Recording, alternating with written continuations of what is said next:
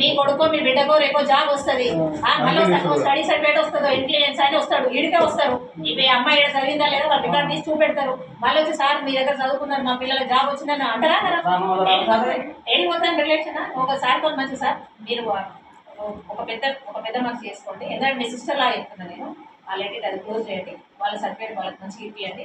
ఏం లేదు పెద్దగా ఇష్యూ అవసరం లేదు, మంచి చేయగలుపుకోండి, ఆనందం చేసుకోండి. ఒక టీ తెప్పియండి, వాళ్ళందరూ పేరెంట్స్ మంచిగా ఒక టీ తెప్పియండి, హ్యాపీ సంతోషంగా.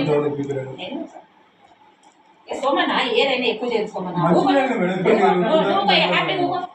నేను చెప్పిన కదా, నేను ఒక మాట సిస్టర్ లేకన్నా అరే మా కట్నాలు వేసి పరిశీలన పెడతానండి.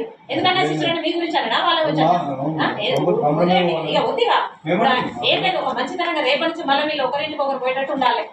చిన్న చిన్న ఈ సమాజంలో 100,000 ఒక్క యుద్ధం వస్తే పోతే చూసిపెట్టుకోండి. చూడుకోండి పాలస్తీనాలో చూడుకోండి ఏం జరుగుతుందో. ఒక్కొక్క రోజు వేల జీవితాలు స్మాష్ అవుతున్నాయి. మనం చిన్న విషయాలను పెద్దగా చేసుకొని అరే ఎక్కడో కొద్దిగా ఒక హానర్గా సార్ కూడా కొంత మంచిగానే ఉంటాడు. అనేది ఏంటంటే కొంత మంచిగానే ఉంటాడు సార్, ఎక్కడో కొద్దిగా చిన్న డిస్టర్బెన్స్ మేము 10 సంవత్సరాల నుంచి ఎన్నడూ కూడా అనలేదు మేడం. 10 సంవత్సరాల నుంచి ఎన్నడూ డిస్కషన్ కూడా చేయలే.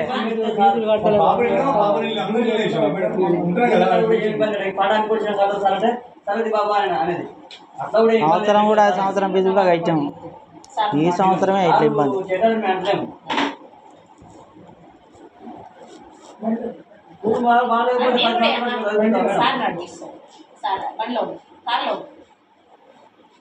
మీరు కూడా మరి సార్ ఒక మంచితనంగానే మా సార్ని కూడా గౌరవించండి. ఎప్పుడేమనలే మేడం, ఎప్పుడేమనలేదు. రేపు మీ పిల్లలు రిటైర్డ్ అయ్యేదాకా సార్ వాళ్ళతో కానీ ఈ స్కూల్తో కానీ మీకు సంబంధం ఉంటుంది. మీ పిల్లల రికార్డు ఉంటుంది. వాళ్ళు కూడా అరే మా వాళ్ళు వీళ్ళు మా మనుషులు అనేది గౌరవం ఉంటుంది. మా ఊళ్ళో కూడా అర్జున్ బస్సు ఒక గురుకులు అనిపిస్తుంది, ఒక గురుకులు అన్ని గురికి పంపించాం. మా స్కూల్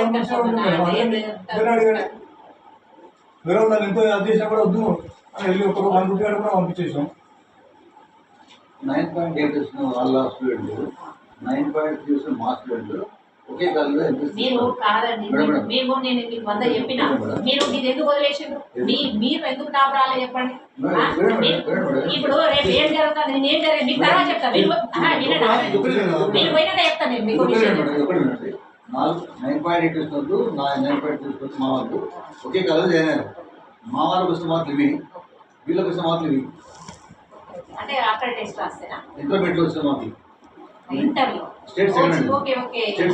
ఇప్పుడు ఇది మీ పిల్లలు. అవునండి, స్టేట్ సెకండ్. మీరు స్టేట్ లో ఈ మార్కులు వచ్చిన ఇంటర్వ్యూ, ఇది వచ్చిన వాళ్ళకి ఇది వచ్చింది. మాకు ఒకే కాలండి. అంటే ఆ లెక్చరర్స్ ముందు చెప్తున్నారు మీ వాళ్ళు ఫౌండేషన్ అయితే బాగుందండి, వాళ్ళకి ఐఐటి ఫౌండేషన్ లేదు, వాళ్ళు బాగా తక్కువ వస్తారని చెప్పారు. ఇద్దరు దేవుడు స్టూడెంట్స్ అండి, ఇద్దరు దేవుడు కావాలి, ఇద్దరు నా రిలేషన్సే. ఈ అబ్బాయి 9.3 వచ్చినాయి కదా అంటే పేరెంట్స్ నాకు ఇక్కడ మార్కులు అన్నాడు.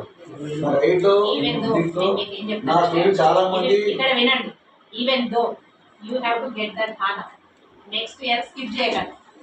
నేను కూడా నాకు టాప్ అవసరం లేదు, నాకు టాప్ మార్క్ అవసరం లేదు. నాకు 8 ఫౌండేషన్ ఇస్తాం.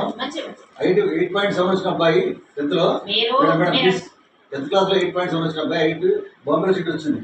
10th లో 8.7 8 చదివి అక్కడ బాంబేలో సీట్ వచ్చింది.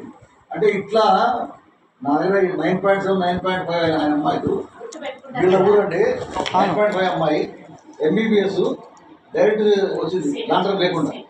అది చాలా పూర్ ఫ్యామిలీ. మా పాప కూడా ఇప్పుడు 8,000 వచ్చినాయి.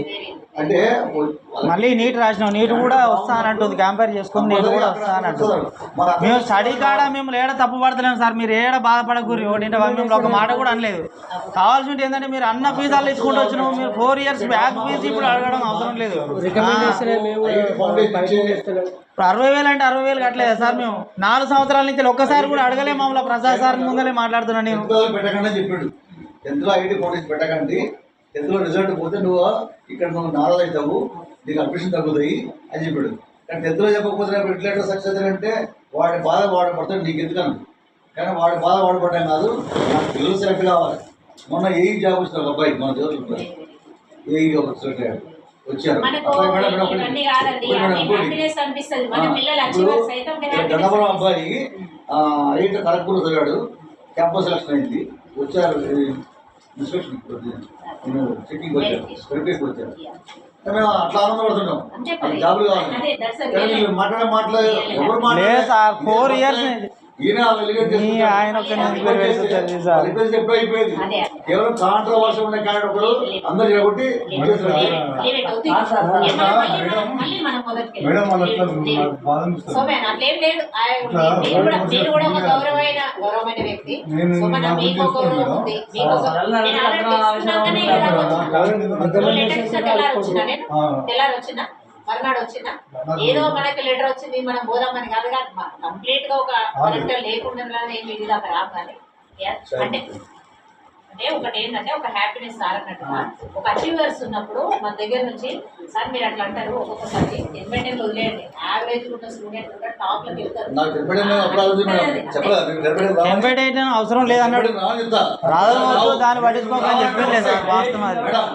నేను 5 చెప్పకపోతే 20 మందికి ఇస్తాను. ఇప్పుడు అటెంబెడ్ ఛాలెంజ్ చెప్పిన స్టార్టింగ్ చెప్తాను ఏమని కావాలా ఇప్పుడు ఒక్క తప్పు ఒప్పుకోవచ్చు, తప్పు ఒప్పుకున్నా వేసుకుంది మేడం. ఏ తప్పు తప్పు ఒప్పుకోవాలి.